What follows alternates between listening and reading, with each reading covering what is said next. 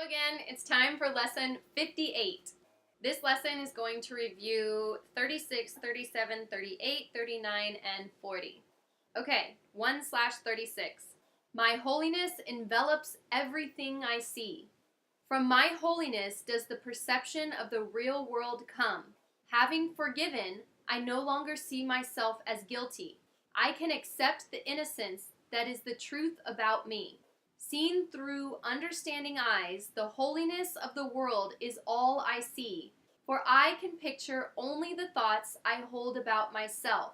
I have a note here. It says, notice it's not I have been forgiven, but rather having forgiven. So this puts everything in your control. You're not waiting for someone else to forgive you. You're not pleading to Heavenly Father or God or Jesus or Mother Mary or whoever it is you pray to. You're not asking them for forgiveness. No, you are forgiving yourself for everything you've ever done.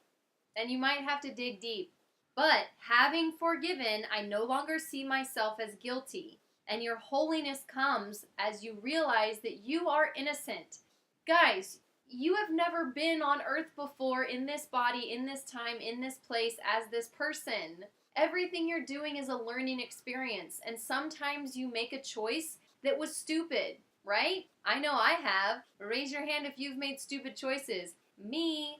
But the thing is, it's not worth killing yourself over. And I don't mean suicide, but also like condemning yourself is basically like constantly beating yourself up and putting yourself to death for whatever it is you did. So forgive yourself. You are great. You are wonderful. You are holy. You are pure. You are innocent. And you are just a being here on earth learning how to be and how to love and how to have peace and joy. Okay? Number 2/37. My holiness blesses the world. The perception of my holiness does not bless me alone. Everyone and everything I see in its light shares in the joy it brings to me. There is nothing that is apart from this joy because there is nothing that does not share my holiness. As I recognize my holiness, so does the holiness of the world shine forth for everyone to see. So I put, seeing another's good makes both feel good. Yeah, so when you have come to a point where you have forgiven yourself completely, that's when you are whole or you become holy.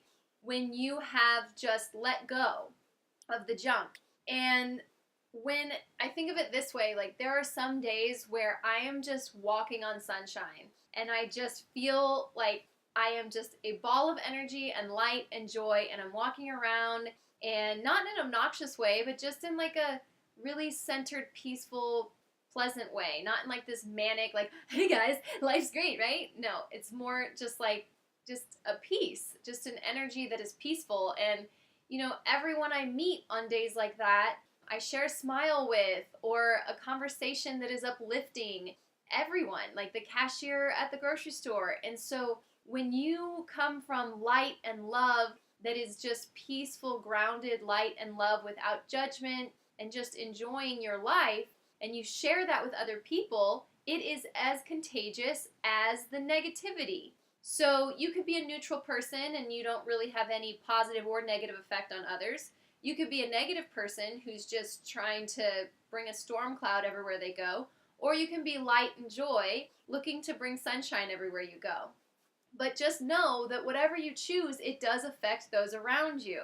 You and your joy are not yours alone. Okay, 3/38. There is nothing my holiness cannot do. My holiness is unlimited in its power to heal, because it is unlimited in its power to save. What is there to be saved from except illusions? And what are illusions except false ideas about myself? My holiness undoes them by asserting the truth about me. In the presence of my holiness, which I share with God Himself, all idols vanish. So, we talked about this before. When you feel like you have no need to hold back anymore, there's no fear, there's no worry, you're not caring about what other people think, and you're just letting yourself be your true self, you feel unstoppable. I put something here, focus your attention on things or moments that make your heart sing. I like that note. I'm not sure if it has much to do with this. I mean, I guess in the presence of my holiness, which I share with God himself, all idols vanish. And idols, aren't just like the idea of statues, like in Catholicism, having the different saints and praying to different people like that. Like, that's not the idols. The idols are putting your trust in having a large bank account or a good education. Some people judge others based on whether they've gone to college or whether they've gotten a master's degree or a PhD. There are all these things that we place value in that are good, and there's nothing wrong with them, but when we make that be a thing for whether we're going to treat someone kindly or not, then we are creating an idol out of it, I guess you could say. Okay, 4/39. My holiness is my salvation. Since my holiness saves me from all guilt, recognizing my holiness is recognizing my salvation. It is also recognizing the salvation of the world. Once I've accepted my holiness, nothing can make me afraid. And because I am unafraid, everyone must share in my understanding, which is the gift of God to me and to the world. So imagine if everybody were to forgive themselves. We all are perfect, no matter what. Even if you've committed some heinous crime, it's okay. It's in the past. And right now, you have the choice to change your future. You have the choice to change who you are right now. And it doesn't matter who your family is, where you come from, what problems you had growing up. None of that matters, okay? Drop it. Drop all the things that hurt, all those things. There's this Buddhist talk I heard, and it might be one of their teachings, I'm not sure, where it talks about if you pick up this iron and it happens to be hot, like a metal rod, and it's burning hot, are you going to hold it and be like, wow, this hurts. This really hurts a lot. Oh my gosh, why does this hurt so bad? And put it down and then later go back to it and pick it back up and say, gosh, this thing still hurts. Oh, it hurts so bad. I just want to keep holding it because I deserve this pain. I deserve it. I need to have a burned hand. No, nobody does that. But we do that with emotional things. We do that with memories, with things that we want to continue beating ourselves up about.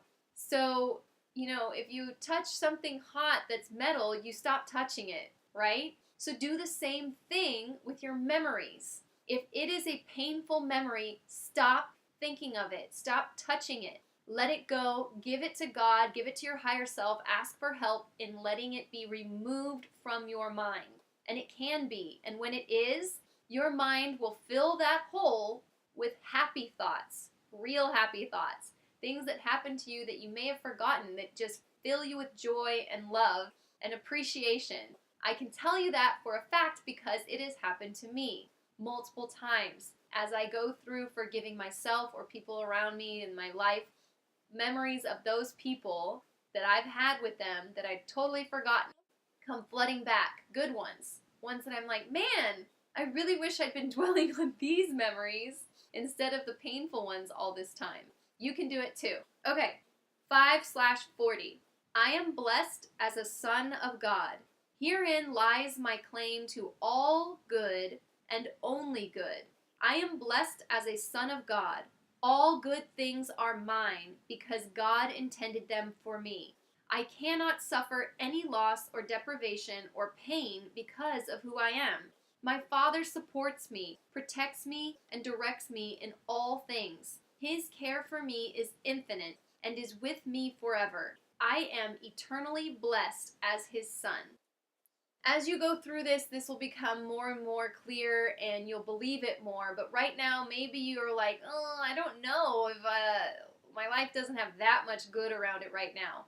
Just cling to what is good. Appreciate what you do appreciate, but actively appreciate it. And it can start as just thinking about, oh, I appreciate this, but really sit on something that you appreciate. Let your mind dig into it, savor it like a delicious chocolate truffle, something that you really love. Just sink your mental teeth into it and let your body feel the appreciation, when you can move from just thinking appreciative thoughts into feeling that appreciation, you are hiring your vibrations. Is that right? Hiring? You are making your vibrations higher, and that is going to change your world. So anytime that you are feeling down in the dumps, which is going to happen, it's going to happen again, it's going to happen to me again, recognize, oh, okay, I'm in a darker space right now.